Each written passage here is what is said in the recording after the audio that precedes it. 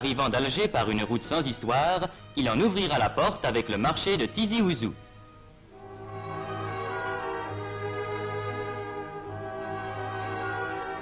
Déjà, il aura rencontré par centaines sur la route ces paysans venus de 20 km à la ronde, à pied ou à dos de mulet, poussant leurs bêtes. Et il se trouvera soudain au détour de la route, devant une foule bigarrée d'où monte une immense poussière et un infini brouhaha. C'est le marché.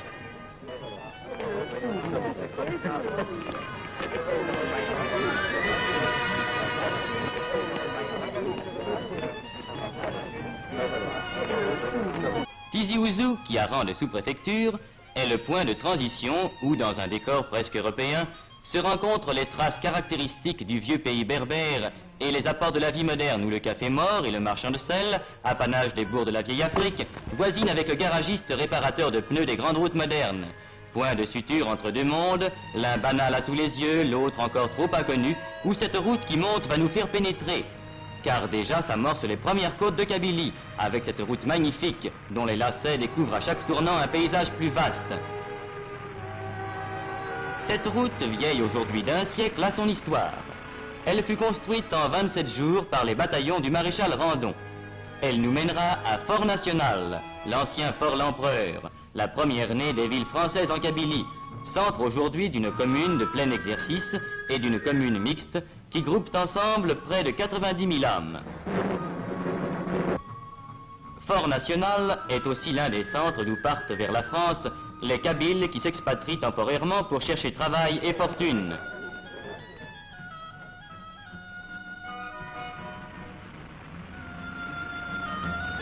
C'est de là que s'en vont ces travailleurs que les mines et les usines françaises emploient volontiers pour leur qualité, laissant au pays les femmes et les vieillards.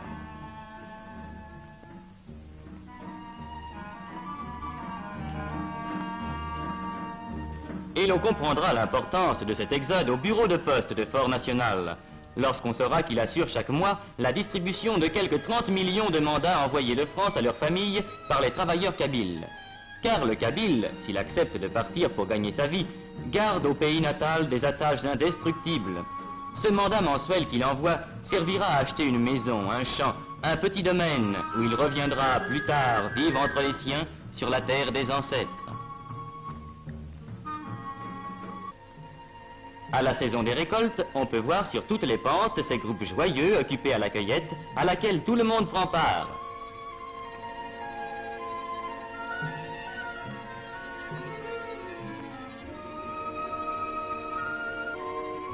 Pittoresque Kabyle. Il existe encore dans les villages éloignés de ces moulins primitifs, identiques à ceux qu'employaient les vieux berbères que ne purent abattre les Romains. Meules qu'ont remplacé aujourd'hui les moulins modernes, établis depuis une cinquantaine d'années dans les centres, mais qui continuent à verser le chaud liquide jaune d'or qui fera la joie du foyer.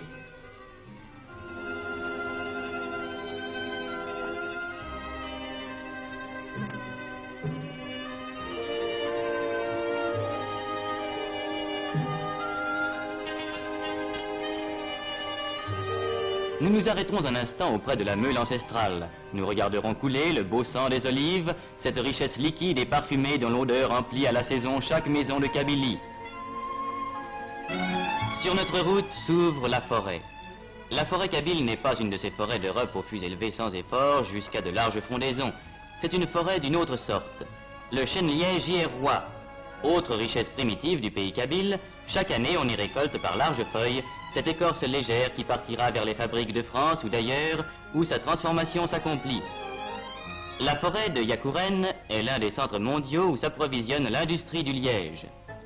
Reprenons la route. Par de nouvelles côtes, nous atteindrons Michelet, qui étage ses maisons le long de sa grande rue à 1085 mètres d'altitude, et d'où l'on découvre un paysage montagneux barré au fond par les plus hauts sommets du Djurdjura, les crêtes de la Kouker et la pointe de l'Alla Khadidja. Michelet, chef-lieu d'une commune mixte de 80 000 habitants, règne sur les contreforts de la grande barrière montagneuse. Dernier centre sur la route des montagnes, Michelet aligne le long de ses bâtiments modernes ses spectacles pittoresques et contrastés, le palabre des vieillards et au pied de sa mairie, l'écolier devenu écrivain public.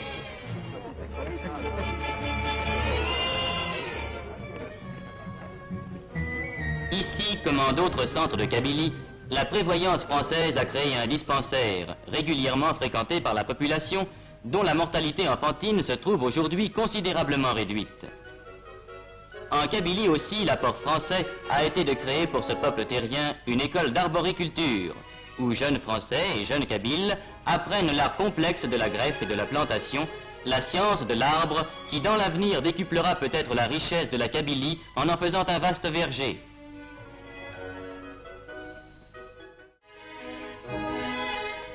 C'est près de Michelet que s'élève l'ouvroir d'Aït-Ichem, créé voici 50 ans à la demande du pacha d'Abdesselem et réservé aux fillettes kabyles. Chaque jour on les voit, ces fillettes vêtues de cotonnade à la mode du pays, ces fillettes qui pour la première leçon ont appris la propreté physique, à qui l'on donne en même temps l'instruction et un métier. Car cette école, qui a fait dans tout le pays kabyle la renommée d'Aït-Ichem, est l'une des grandes réussites de l'apport français.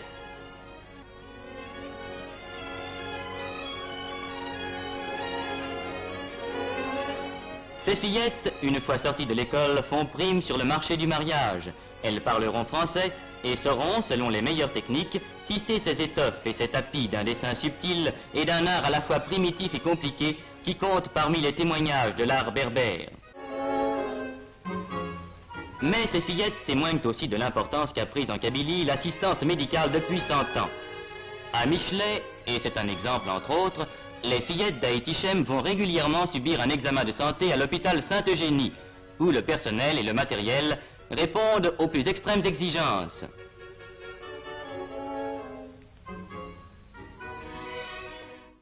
Grâce à ces aménagements sanitaires, la vie kabyle, autrefois menacée par les maladies et la déficience de l'hygiène générale, a pu remonter la pente et s'assurer plus fortement pour l'avenir.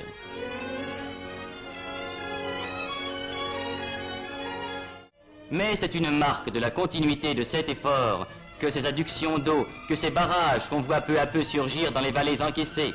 Demain, ils permettront de créer dans tous ces villages perchés sur leurs pitons, grâce aux centrales électriques dont certaines sont déjà en action et d'autres en plein achèvement, plus de travail et plus de bien-être.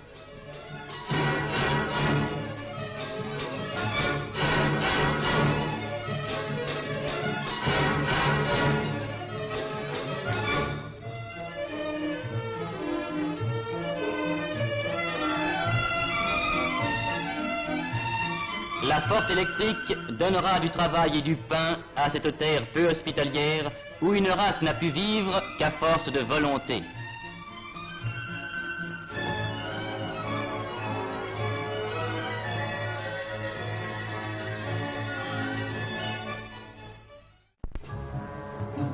Déjà, la route qui permet les échanges, qui facilite les transports, a été le premier bienfait.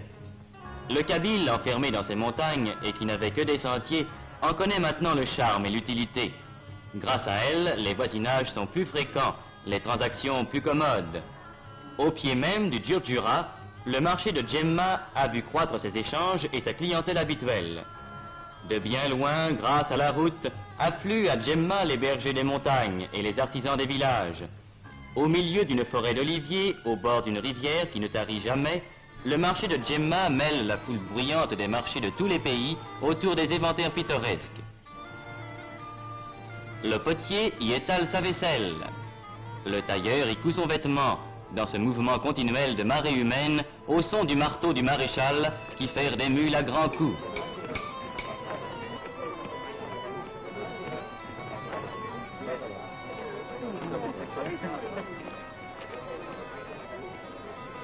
Mais la caractéristique de Djemma, c'est son marché aux bestiaux et sa boucherie en plein vent, où en l'espace d'une journée, des centaines de bêtes passent à l'abattoir.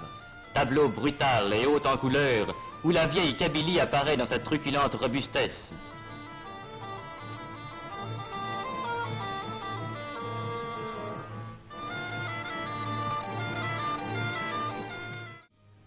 On ne connaîtrait pas la Kabylie sans avoir vu ces 6 villages qui en sont proprement le cœur.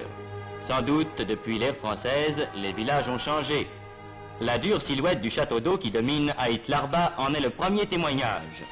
Car aujourd'hui, ces 6 agglomérations qui groupent la plus forte densité humaine en pays kabyle, 248 habitants au kilomètre carré, connaissent sur leur sommet le miracle de l'eau vivante, cette eau qu'il fallait naguère charrier le long des pentes.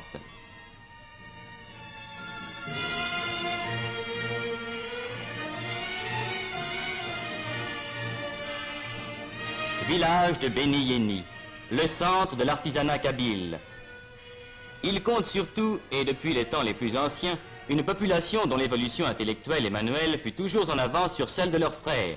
Ici, dans chaque maison, un tour ronronne, un marteau teinte, un rabot gronde. Ici, l'orfèvre compose ses lourds bijoux d'argent. Ceux-ci qui faisaient l'orgueil des siècles passés,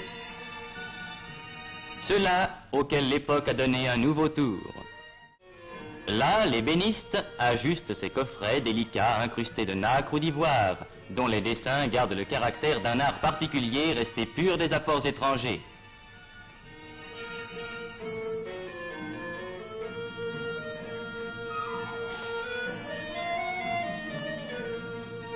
C'est à cause de cette sorte de maturité intellectuelle que traduit si bien la vie artisanale des Beni Yeni que la France a tenu à leur donner depuis des années un statut administratif spécial, en y créant des centres municipaux résolument autochtones et en conférant l'écharpe de maire à des citoyens choisis dans la population. Cette innovation a depuis été grandement élargie, mais ce sera l'orgueil de la Kabylie d'avoir en Afrique du Nord donné les premiers musulmans saints de l'écharpe tricolore. C'est ainsi qu'on peut voir, comme au centre municipal de Tassaf Tougemoun, autour de son maire revenu de Paris après y avoir travaillé des années, un conseil municipal uniquement composé d'enfants du pays, examinant avec compétence les affaires de la commune, réglementant, décidant et statuant avec l'autorité sur l'administration communale.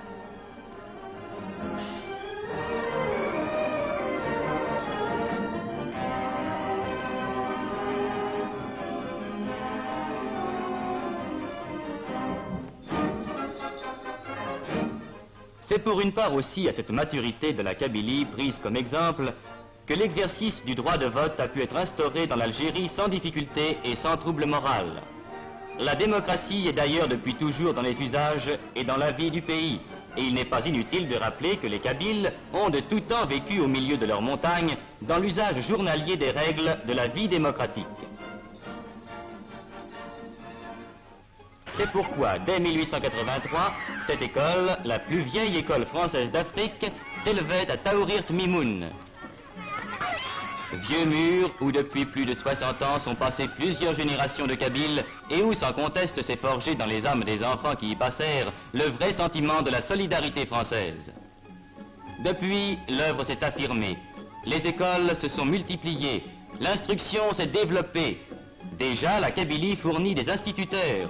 Et il n'est pas rare de rencontrer parmi eux des ménages d'instituteurs, lui kabyle, elle française. Ainsi, dans la plus vieille école d'Afrique comme dans la plus récente, cette école destinée aux filles, extraordinaire révolution car jusqu'ici la coutume kabyle s'y opposait, s'opère la grande tâche d'instruction et d'éducation qui assurera au peuple kabyle les gages d'un avenir florissant.